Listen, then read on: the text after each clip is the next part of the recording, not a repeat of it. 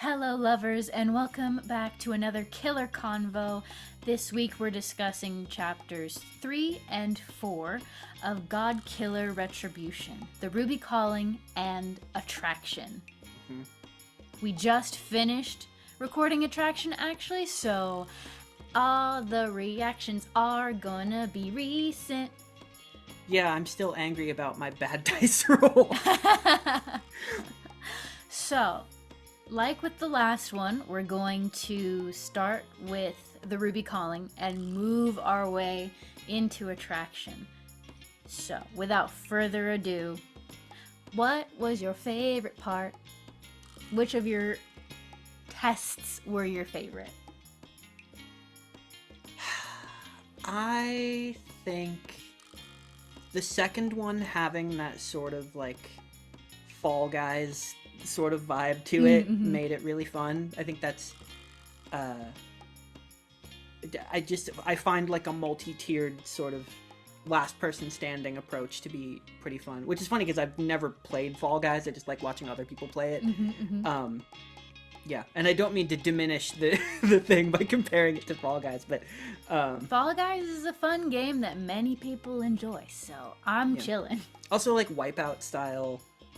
I feel like vaguely remember watching that as a kid, but something is very appealing to me about that, and it gave me a good opportunity to have Vos flex a little bit. Yeah. Especially after I keep having situations where the dice are just not on my side. I feel like every time I try the inflict violence move, it's either overkill or I fail. Yeah. I don't know if I've successfully done it a single time. I think you did it once against the lizard. Did it go well against the lizard? I think you failed once and then you And then I hit did and it then you after? hit once. Yeah. Okay. I think. Yeah. But yeah, the dice don't like it when you do violence. No. Well, maybe that's thematic, I suppose. Yeah. Well, I like doing it. It's fun to do. Um, so, And in the again- game, Yes, in the game. And that is a virtue of the system, that you can still fail and it still pushes the story forward. There was always, contingencies for each story beat that I have you roll for, which is my favorite thing to do, is make contingency plans. Yeah. On top of the original plan that I have. So it's very fun to watch you fail, because it's like, okay, now we can explore this thing that I was not expecting to happen, but is now an interesting avenue to explore. Do you think of it as contingencies, truly? Or do you think of it like, because I know like when I approach uh challenges of any kind in a game environment as a GM, it's always like I don't even remember where I first heard it, but there's this sort of tried and true method of like there are multiple tiers of possible avenues to success. You never want to make something, unless it's extremely narratively deliberate, be like, this is the one thing, and if the dice don't let it happen, then this path of the story is closed. There's always like, here's the perception way to accomplish it in D&D terms, and if you can't do that, maybe there's like a door you can push aside or something, different, like in ascending order of like there's an easy thing you could spot and a medium thing and a harder thing, and like you reward at each level that they manage to accomplish. But like I never think of that as contingencies. To me, it's always like I know the thing that I want the party to do, and then beyond that there's like the alternate paths. But I'm curious because this is such like I have no experience with one player games, and I'm curious to know if it's like a similar experience, if it really is a contingency thing in your mind. Well, it's a contingency for me as the game master, because like there is a path that I think would be most interesting. Yeah. And then what I mean by contingencies, it's just like things that I have to be prepared for. I just have to be prepared for what if you fail this roll? What if you succeed at this roll? What if you overkill at this roll? So it's not necessarily contingencies in a narrative sense. It's like for my own preparation as a GM, like being prepared to know, so we don't have to spend like 5 minutes in silence while I figure out what's going to happen next. So I did have different contingencies planned for if you failed like if you did not pick up on the musical puzzle, if you just failed after failed after failed for the multi-tiered second test, if you did dog shit in the gladiator test, and the contingency for that was that I would never have introduced the concept of like physical 100 disqualification if in the like first trial it wasn't something that I didn't think you were expertly suited to. I made it a musical trial because you're a music man as Ian, and also he wrote a perfect thing and performed a perfect thing. So I knew as the more we got into the notes, you would immediately do good. Perfect Thing is the song, by the way, in case you don't know that. Perfect Thing is a song. We will release it on Bandcamp, probably Bandcamp, for you to download, because I think it's so good. And it takes every ounce in my body to not put it in the episode anytime that Tlali or Seraphine is mentioned, because I love it so much. And you try to avoid the like Wonder Woman Ancient Lamentation music situation. Exactly. Look that up if you're not familiar. That's very fun. It's very funny. Which I am, I think, successfully avoiding by having sort of like genres or sounds that pertain specifically to them, and then to Vos, and then to Etuvar. Like, it might not necessarily be the same song for each character, but it'll be the same vibe, right? So Seraphine has this very like harpsichord, frou-frou, French aristocracy feel when I put music that she's in the scene, but it doesn't call for a perfect thing, that kind of thing. But I wasn't gonna have, going back to the previous conversation, I wasn't gonna have that sort of disqualification be so harsh if I didn't think that you would immediately get it, and if you did start sucking ass for whatever reason at the challenge, I had plans to make it so that you would not be disqualified. Same with honestly, same with all of them, all of the trials. I was like, these are all things that I know that Vos the character can succeed at, and where Vos may not be so inclined, that it's Ian who would get it. And I was going to do a thing where in Attraction, skipping ahead a little bit, where Seraphine was humming a perfect thing to sort of drive home the fact that this is a song in universe that she knows. But I think it came across in the actual episode of the Ruby Calling, her reactions to Vos getting it. That really reminds me. I feel like I'm always still figuring this character out, because again, being the only guy is like, it's very new to me, and it's exciting to be doing something new in a roleplay environment. Like I feel like I always do my best work when I'm deliberately challenging myself as a player. As a GM too, I would say, but definitely as a player. It's always, if it's going to be on camera, it's like, what's something I haven't done that I think would be difficult for me to pull off? But what what you said made me think of like, I'm usually aware of the core of similarity between a character that I'm playing and myself. Inevitably, there's always some piece of myself in there Mm. somewhere. And like, we did a show called Below the Shoreline. That was that our dear friend Eric Schwann ran. Shout out. That character that I played in that was this like braggadocious sort of hero, or he thought he was a hero. And by the end, I think he was. Mm-hmm. Like, he was doing heroic things, but like, it was selfish at first, and then he figured it out. That character was probably the farthest from me that I've done as a player, definitely on camera.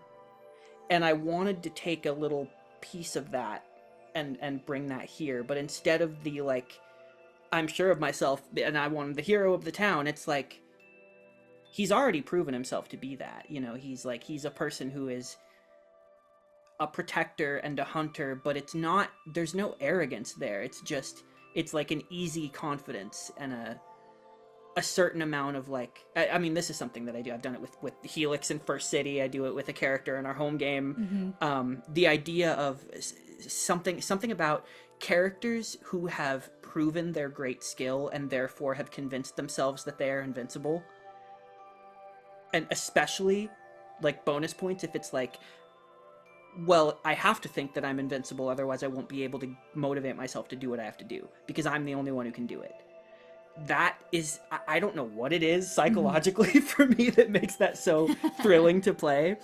But I guess I have rambled on here, but what I'm trying to get at is that with Vos, I am not entirely certain what the through line is to myself. And that to me is where the challenge lies with playing him. That's what's exciting to me, is I can't just lean on what I would do in specific situations.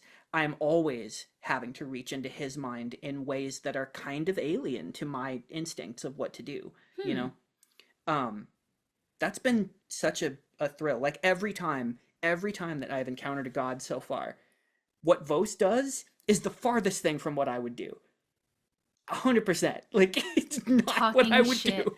Actively talking shit to every god he meets. And as a result, those have been my favorite scenes every single time. It's been 3 times now we've done scenes where I meet a god for the first time, and they're my 3 favorite scenes. It's so much fun.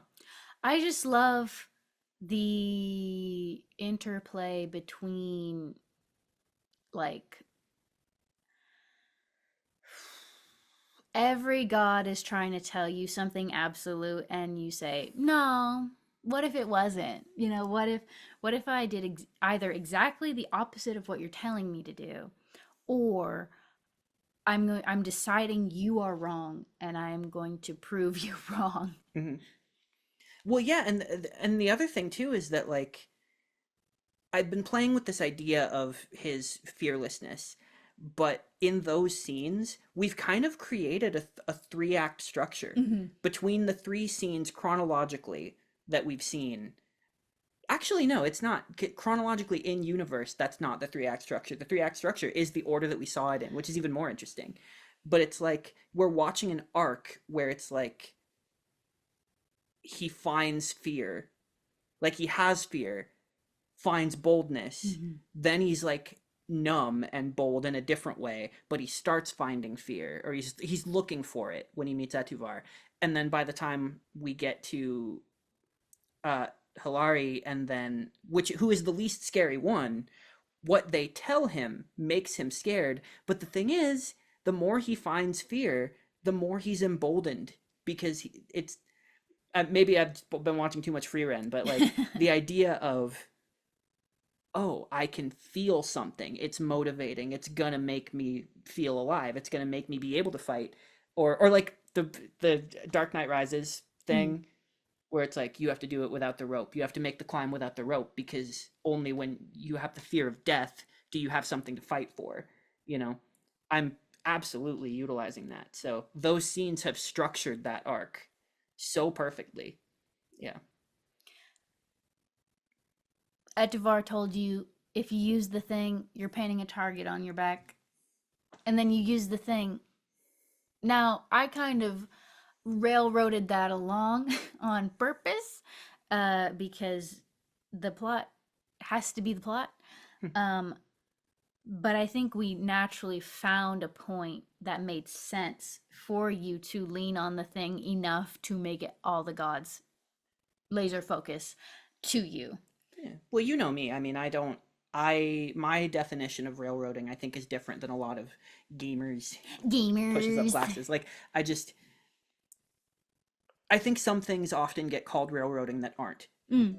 Structures and a skeleton of a plot line and like desired outcomes doesn't have to be shackles, and they're not, certainly not. But I think it's necessary to have stuff like that in a setting like this, So I have to applaud the fact that there's not been a point where I felt like I didn't have agency, even if I can step back and see like the wheels turning and see your process and stuff. It's still, you're doing the thing perfectly of making it feel like that's not the case, And for me, knowing what was going to happen in the next episode, it was really fun. I was like, oh shit, I'm forcing Vos to step into it.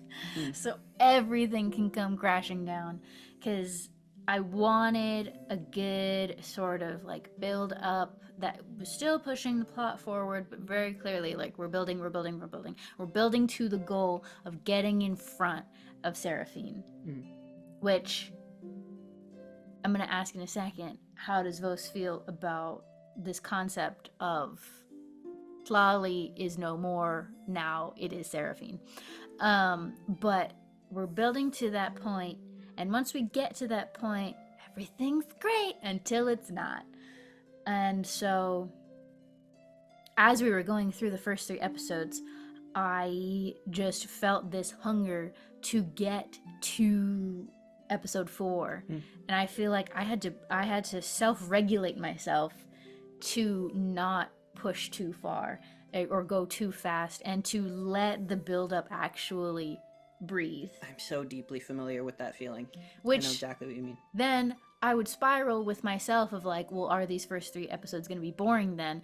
But then I ultimately decided, I don't care. I'm going to do what I want. And I am very proud of these first 3 episodes, and extremely proud of episode 4, Attraction. It was the best. It was the best. Yeah. The best one so far. There's so much joy in it. To me, it's like building a Lego set. That feeling of like when you are putting the pieces together based on the instructions, and you're like, you start to figure out what part of the thing that you're building, and you're like, oh, I know what this is going to be. Yeah. Right? That's what doing that feels like to me.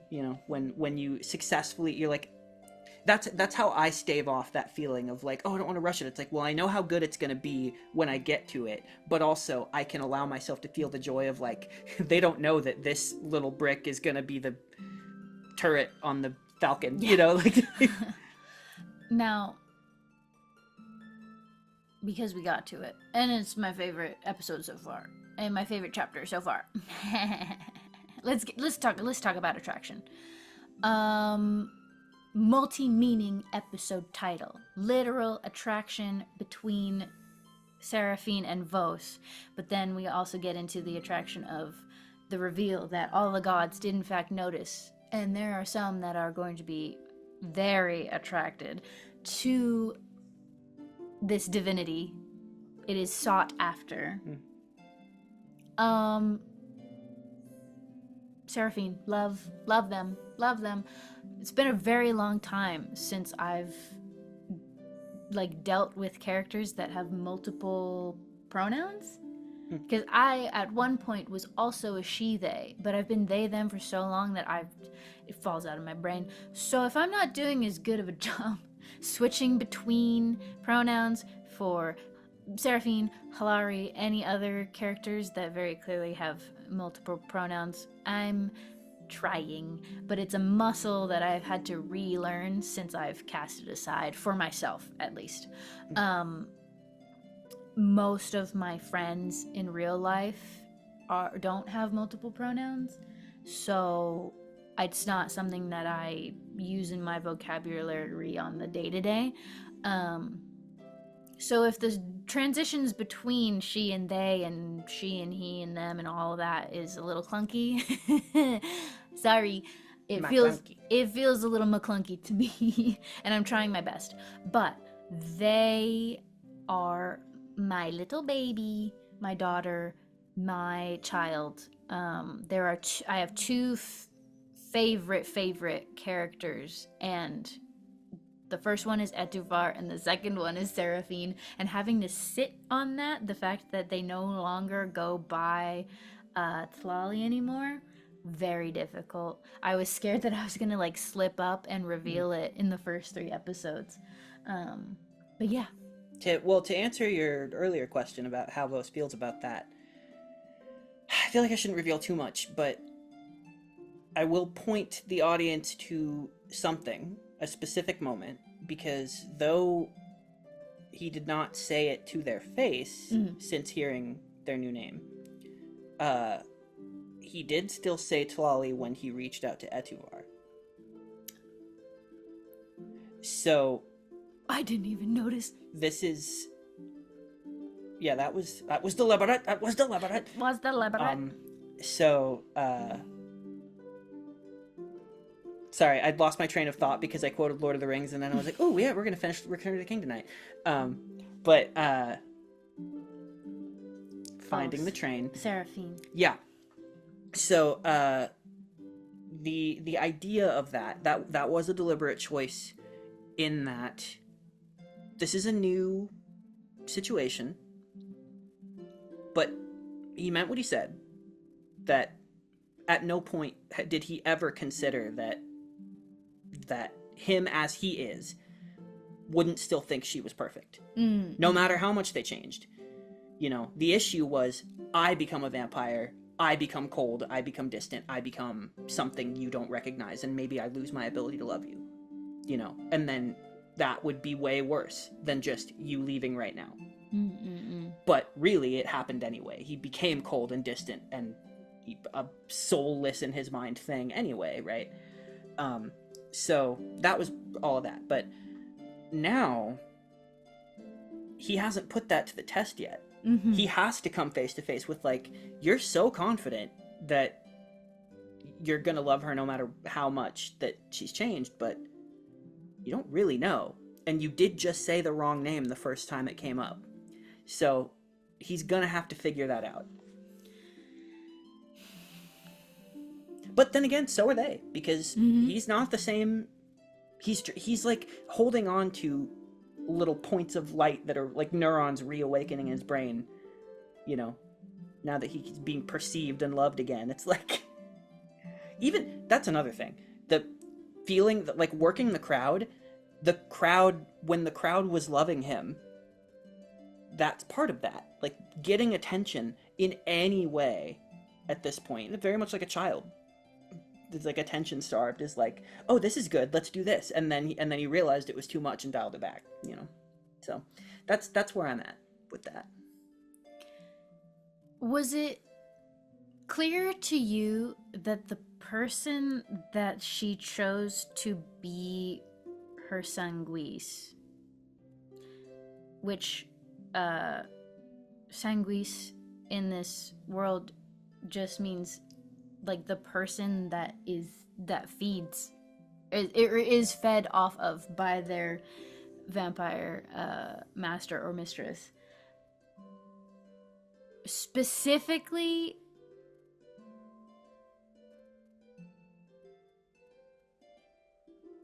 I chose to make look a little bit like Vos. Like there was a ghost of Vos's elements. I think I was so in it and freaked out in that moment. Which again, for me, so excited. You know, here's the through line. Here's the Vos through line. When I feel like the inklings, this kind of makes me sound like a dick, but like when I feel the inklings of like, oh, I'm scared right now, of like, I'm not sure how I'm gonna react to this, or like how to improvise. You know, that feeling of like blackout is like, it's like, oh no, Oh, yes. I think that feels so good to me to feel challenged in that way. the But the the the I didn't. But now that you've said it, the gray yeah. skin, uh uh the like wavy curly hair that Mm. falls, the the eyes not being a gray but still being like a light color. What I did pick up on, or think I picked up on, was the vibe in the room, and the like. It felt that whatever the like disappointed exit was, Mhm. my first thought was very like I was in Vos's head in that moment, and I was like, "What's been going on here?" I know literally what was going on because of like the mechanics of what a sanguise is, but in my and his head, I was like, "Is there more going on here? Are they like jealous? How far has it gotten? Like this is gonna now it's gonna be messy and weird." And I didn't feel good. And it wasn't supposed to. It was supposed to be awkward as fuck. Um, but what Seraphine said of like you have haunted me for the past 7 years is one of the manifestations, right? Picking an NUV who kind of reminds her of Vos. Mm. Because I think as time went on, especially, I don't think Seraphine ever thought that they were going to see you again. And so, whether they realized it or not, this was just one way to try to hold on to the feelings that they couldn't help but feel. Which Harsh, is man. fucked up and crazy on Seraphine's part, but totally in line with the melodramatic nature of a vampire. Mm. I have a performance question for you. Uh huh. So we've role played together so very much. Mm-hmm. So many different worlds and games on and off camera, and I you get so deep into your characters in such a singular, uh, perfect way that makes you the best person I've ever been at a table with. Um, but I know that when I get into a character that deep, Mm-hmm. um, I start thinking of like reference touchstones of sort of like what am I drawing on to create this person, like I like studying accents, but I'm not like an accent scholar in the most literal way. It's easier for me to imagine the facial anatomy for like how a mouth moves of a specific celebrity or a person that I've met, or usually it's a famous person, but um and if I'm drawing from an accent, like for example my British spectrum is like it's not represented by a knowledge of geography, it's represented by a knowledge of like different people who sound like this, Mm-hmm. and then crafting that around that, right? So do you have any like people references that you've sort of put into the cocktail mixer? For Seraphine specifically, this is gonna be nothing to people watching unless they've played at the table, but it was truly Lilith. Mm. My home game character, one of two, because I am insane and I am playing two characters at once right now. And for the rest of our home game campaign, it seems like. But my original home game character for our ongoing game is a very posh, fancy lady, assassin, femme fatale character. And she does speak exactly like this, and she is constantly judging you and thinks that she's better than you. And I was like, in creating Vampire Society, there was no way that they weren't going to be fancy, and there was no way that they weren't going to be uppity British.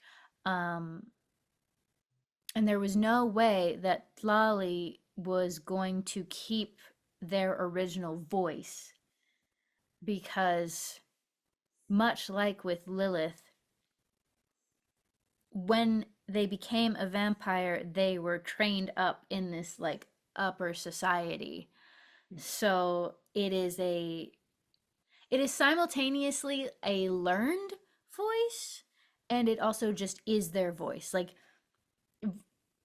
it was not clear in episode 4 that Vos died and is now a vampire and so is technically undead. Um, but that is still what has to happen. And it'll come up. It'll come up later. But the that process of like Tlali died and now it's Seraphine. And Seraphine sounds like this is very intentional in vampire society. And it's not just a House Aranthe thing. It's like when that happens, that just tends to happen. And that is something that I do draw from real life. The concept in British media of like the posh accent is like the good accent, and if you're a lower class, or if you're maybe more villainous or less morally pure, you're more likely to have like a Cockney accent or an Irish accent or something like that. Like the posh accent is given to characters that you should aspire to or agree with or are the protagonist. I wanted to sort of take that and put it into uh, this facet of society. The concept of there is an undercurrent of a right way to be. Mm. And so my main touchstone was my home character Lilith, but that was also a big thing. Because I don't like that trope at all. And, you know, there are characters who break that sort of stereotype, uh like David Tennant as the Doctor. He's not doing his Scottish brogue, but he's not like high posh or anything like that. Yeah. um When I think about David Tennant's Doctor voice, there's always like a oh, like a very like yeah, mm, but mm, at the same time, we as the audience have to understand that the Doctor is not an aspirational character to be. We don't want to be like mm, him. And I don't want to bring the devil into this conversation, but the biggest sort of stark contrast that comes to mind immediately is Harry Potter, where like Harry and Hermione, they are better off both financially and sort of like well, financially then sort of branches off into everything, right? Like Hermione's really smart, Harry has all of the best equipment. They're 2/3 of the main character right. equation, and they have more posh accents. And then the Weasleys, they're poor, they're a little rough and tumble. They're very obviously Irish, even though they don't have Irish accents, but they speak with a more Cockney intonation. Mm-hmm. Why is that? Why is the of the trio, why are the poorest ones given that voice? Um, I would say that Ron is a little closer to the sort of like away from the Cockney, but still as a family unit, they're very like they're styled to be a specific way. Mm. And so that's kind of what I'm talking about. Like sounding a specific way is very important in Mm. vampire culture.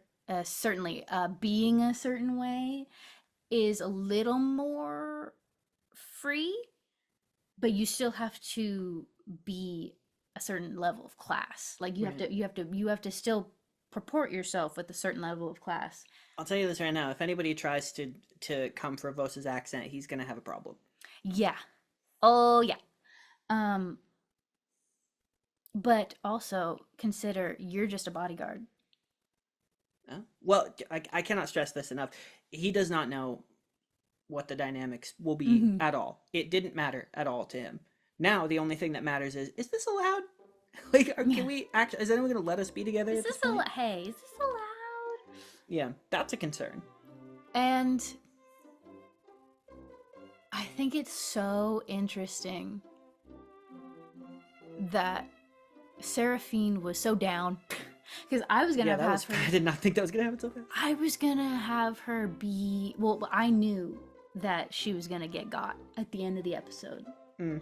So there was two. Let's go back to contingencies. There was two ways, depending on what came out of Vose's mouth, that she was gonna react, and you somehow managed to pick the one where she was like, this will be an ongoing conversation rather than a big dramatic conversation all at once.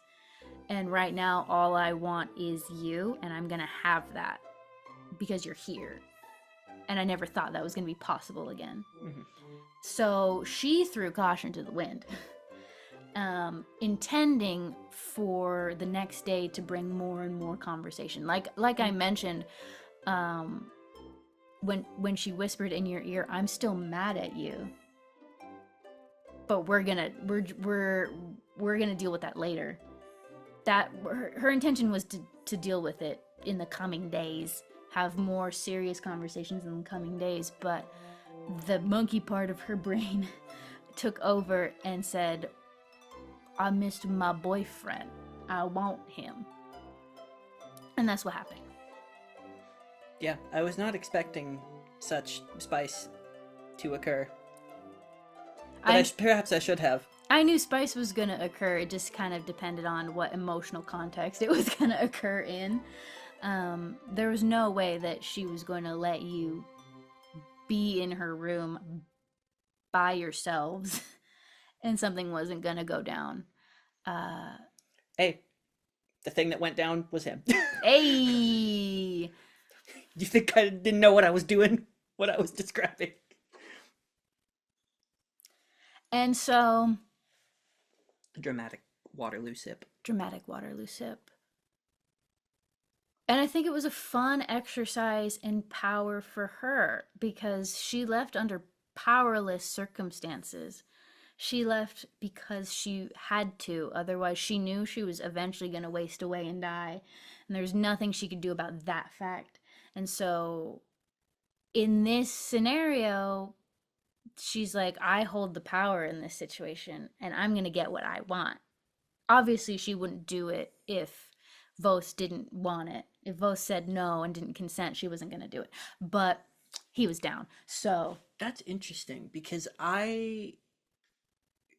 thinking about the Lilith comparison, when I am playing an NPC that is interacting with Lilith and you are having her sort of play with that character, right? Whether it's romantic or sexual or whatever, right? Or just flirtatious.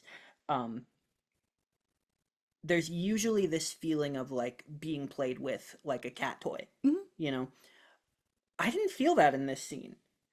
It felt like I was aware of the power dynamic, but it felt more like we were playing together. It felt more like they were saying, they were opening the door to be playful. I never felt like it was like I don't know, dommy. You know, it didn't. So that's a notable contrast that I see. You know, it's interesting. We never talked about sort of like their Vos and Tlali's relationship dynamic when it came to such times, or just really such times. But I think in this moment, the sort of like, I am a noble, you're in my house, and you are technically, legally on paper in a subservient role to me. Yeah. That did something for her, you know, in this new version of this person. I think for him too, in a way. Ooh. But I still think he registered it more like roleplay. And you know, if this was like a normal relationship where crazy shit wasn't about to go down, they would probably have had to talk about that because it was completely serious to her. But the concept of, it's been 7 years, why am I wasting time? Why am I wasting time when this is what I want? We'll deal with it later. And let's just go for it. Well, the showing subservience was still, it was like, I'm the one who fucked up. Do whatever, you know. That was there for sure. But I think what he didn't expect was the feeling of like something about this doesn't feel like punishment or like again, like the power dynamic, yeah, it's being used, but I wasn't expecting it to be like playful and fun in a way that felt mutual.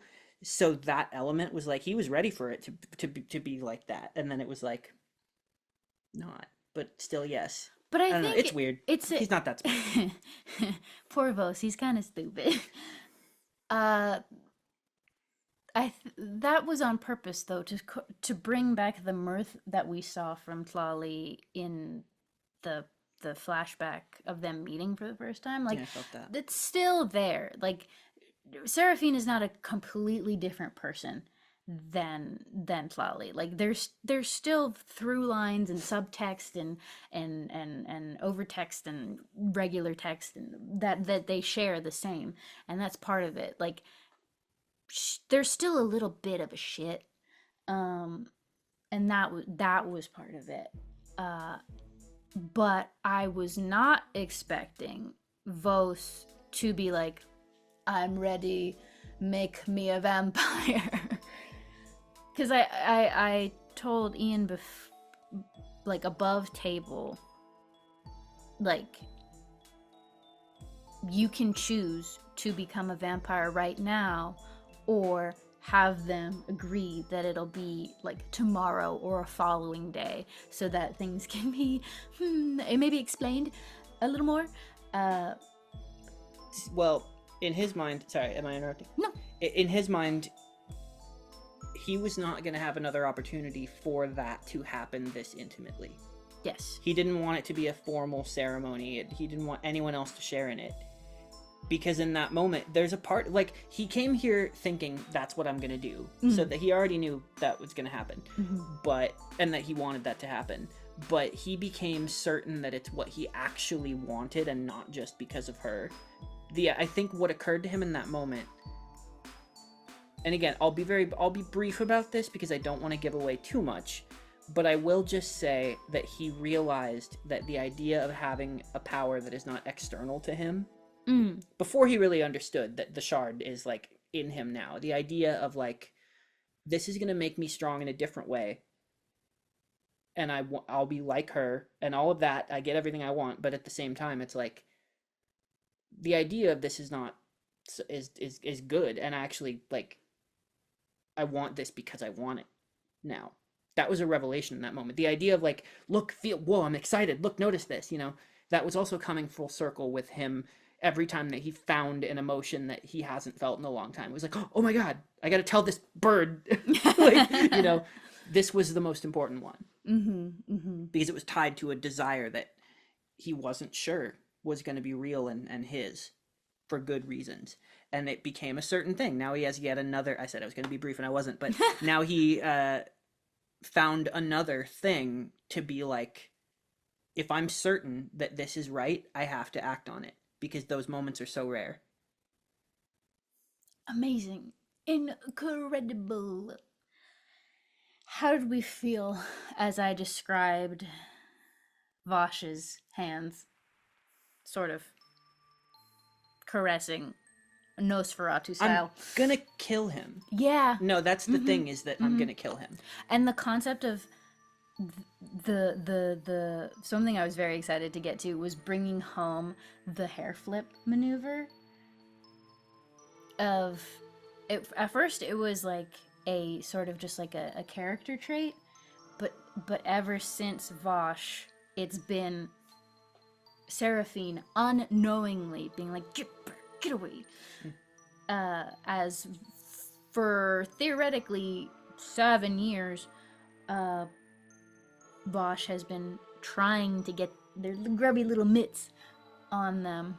That was something. I love setting shit up like that, where it's like an innocuous thing that then comes around and has been a significant thing this whole time. The Legos.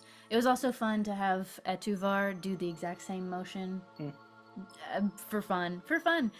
Things that are indulgent for me. Hey, if you're an aspiring GM, do things for you that you think are fun. And the concept of, for whatever reason, now is the time. It was very fun for me to have someone who is tapped into godly power be the one who's able to see Vosh do that. Because, I mean, obviously Etuvar hangs out with Seraphine a lot, but Vosh never does that, obviously, when Etuvar is around, so he wouldn't know. But you were there, and you're a little godly guy now, so you could see it. And the concept of being ripped away from that reality immediately by someone with the best intentions was also always going to happen. Well, here's the thing. Everybody keeps telling him, you're hunted, you're being hunted, you're being hunted. And he's like, okay. And then he gets back to this situation, and then it's like, no, I'm still the hunter. Mm-hmm. And now there are high stakes, but, you've put me in the exact situation in which I thrive. Mm-hmm. And you've taken the thing that most motivates me, that scares me the most, which also motivates me. I'm going to kill that stinking corpse with horns. I'm gonna kill her. That's the thing. What is this show called again? Like, die. Like, actually just die. So there was never a point in which Vos was like, oh, fuck, everyone who's saying that I'll be hunted or I am hunted or is real. Of course. That was the moment when his hand started shaking, when he realized that was like, no, that is true, and now it's happening, and there are consequences that will not touch just me. But it's also true that fear, it's like, well, it's good that I'm scared of that. That's a good thing. It'll make me more equipped to fight this smartly, and I am reasonably certain that I'll be able to kill some of them, probably. And, also, he knows, Seraphine is no slouch. She wasn't even before, so... Say that. It's like... It's not my... Like, yeah, okay, it is my job to protect them, but, like, at the same time, they don't need it the way other people do. In his mind, it's like, if we have to, we'll probably fight together. But right now, it's like... I shall neither confirm nor deny. It's full Brian from Taken. It's just... I will find you. And I will kill you. And I will kill you. Yeah. I have a very particular set of skills. That make me a nightmare for stupid, dumb, stupid corpses. And I hope it isn't exhausting to have, well, I guess it's only two, but to have gods just show up and talk to Vos, especially the ones that have the best interest in heart, for him in their heart and in their mind. But, as we saw, that resource is finite. Halari might be the last god with pure intentions. We will see. I would love it if they didn't die. But we'll see. Yeah. I was getting taken out of that. I was like, put me back in, ref. Come on. That was one. That was one of the quote contingencies, because in my mind, it was always going to be Halari, who, as stated, has a relationship of some sort. You're not sure with Etuvar. Spoke with him, knows what's up, and then was so worried because she loves mortality. And even though you're a vampire now, the gods still consider vampirism mortal because they're not gods. So when I say mortality, I just mean the ones that roam the world and are not of godlyhood. But she loves mortals so much. And it was truly a pure, like, my man doesn't know what he just did for himself and for this relationship and for Seraphine. I should probably tell him and give him the best chance that I can give. And so Syrian was always going to walk in on the kiss. and was always going to be mad and was always going to be a piece of shit and try to kill you. Can I tell you what my next move was going to be if I hadn't been removed? What? My thought was, okay, I'm slammed down onto the ground. Slam down big style. I can't get out left or right or forward. Mm-hmm. But I've already determined that this place is malleable. Let's test the limits of this like weird reality space. So what I was going to try to do was anchor my feet to the ground and then phase under the ground, quote unquote, and like swing myself like a pendulum and come back up behind him. That's very That was what I was going to attempt. And so going back to contingencies, the outcomes I had in my head were either Vos succeeds in this combat and kills Syrian, Vos succeeds in this combat and spares Syrian, or Vos, quote unquote, fails. Which there is no real failure in this game.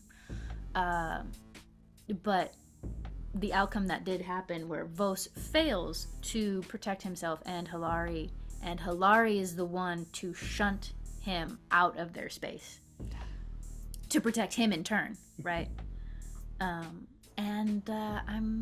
I will not say the outcome of that situation because it may come out soon. Yeah. Well, I love this game, and the more that we do it, the more fun I'm having. Yeah. I was the most nervous about this past episode. Hey, me too. Because I knew how much shit was going to go down. Well, I knew we were going to do that flashback, and getting into like flashback. We haven't even talked about the flashback. I think the main thing I have to say about that is that like it's hard for me to emotionally code switch quickly. That is my biggest autism trait, I would say, is that. And when I get into a really big heavy emotion, it's hard to come out of it, if I let myself get there, right? So usually when I'm role playing, I have a whole party, and so whether I'm GMing and usually I'm GMing, but like even if I'm a player, when there's multiple people, somehow having these emotional moments, I'm not usually playing in a game that is so intimate like this, right? But also when there's like more of an audience, there's always that feeling of like, the performance, right? And even if I get lost in it, that's always like in the back of my mind. So without the comfort of a crowd and the knowledge that like the big emotional scene is one scene in a larger thing with like a lot of other different kinds of tones, usually some kind of adventure, right? Here it's like the big emotion, we're sitting in it most of the entire thing, right? The baseline is big emotion and it just gets worse, right? So for me, I was like going into that, I was like, am I going to be able to bounce back from that? Or is it going to affect my performance for the rest of the thing? Like how deep am I going to let myself get into it? And I think it went well. Ultimately it worked out. I thought it was good. Yeah. I was really nervous about playing Vosh because I was nervous about their character motivations and logic making sense in general, like being able to comprehend it. The concept of like, this bitch, he created a whole race that fucks up my whole thing, which is rot and decay, which is is part of this natural balanced cycle of life. So I'm hungry, and I have to take it where I can find it. And so, sorry, guy, the kindest thing I can do is tell you that your girlfriend belongs to me now. They were being a little shit on purpose, but that's what they truly believe. That they were doing a kindness by telling Vos to give up. that there is only one trajectory and he can't do anything to stop it, or no one can do anything to stop it. Yeah. And meanwhile, Vos is like, you're either a force of nature or you're a person. Mm-hmm. Pick one. You're saying it's balanced because she's dying of something normal that just happened. But I'm looking at a creature who's eating her, and that's the mechanism. That doesn't feel natural or balanced to me. That feels like a thing you're doing.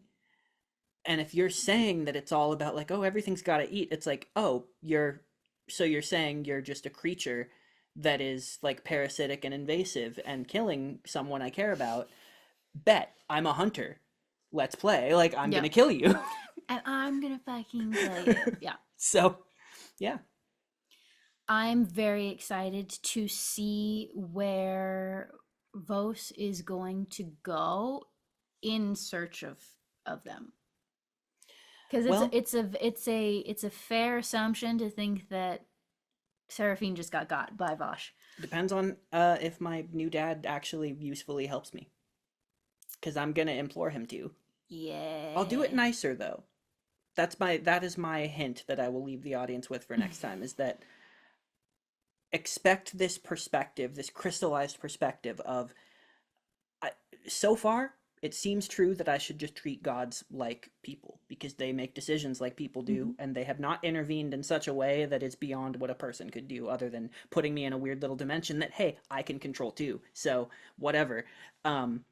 So don't expect my interactions with Etuvar to be the same as before, when it was like, you're a god and you do nothing. Now it's going to be like, you're a person, what can you do to help What can me? you do? Yeah. Was it clear that by being continually exposed to and using Osaki's burden, that the divinity is now just suffused into you? Oh, yeah. And while there is power in the shard, what Baku wants is to get what she wants, as reported by Hilari. The shard would not be enough anymore. Well, yeah, again, that would have been devastating news yesterday. Yeah. But today it's like, I have this other thing now. People can't not notice me, and she can't, so okay, cool. Also, what I will leave you, Vos, with is you also have a bone to pick with Syrian, because it is his fault that Hilari lost concentration on shielding Seraphine. Fucking asshole. I love him. He sucks. Well, kill him too. Ooh. I was trying. You were trying so hard. Yeah. And for a second there, I really thought that you were gonna kill him. And I was like, this is gonna open up a whole can of worms. I would have asked. Well, you would get the choice. You would get the choice. No, I understand that. And I was looking at the moves, and I'm telling you right now that the situation is no longer possible, if I had gotten that far, it would have been like, spear to the throat, Hilari, this is your husband, he also sucks. You choose. Ooh, you know? Tasty, tasty, tasty. Tasty, tasty, tasty. I have nothing left in the tank. Yeah. I think we covered everything. I think we yapped our little hearts out. If you have any questions, observations, comments that you want us to address, leave them down below, and we'll do it in the next Killer Convo. We hope that you have been enjoying the show so far, and we hope that you agree with us that episode 4 was the best one, and we hope that you're excited for more. We see the consequences of all these actions. And if you don't think that episode 4 was the best one, I'm very happy that whichever one is your favorite one is your favorite one, Yes. and please tell us why. And please tell us why, because I'm so curious to know what people think. So easy to get in your own head when you're making a show, and so feedback is what we thrive on. With that, we'll see you in the next one. Thank you for your support. Thank you for watching. Thank you for watching in the future, listening in the future. And until next time, stay spicy, lovers. Bye! I liked that one.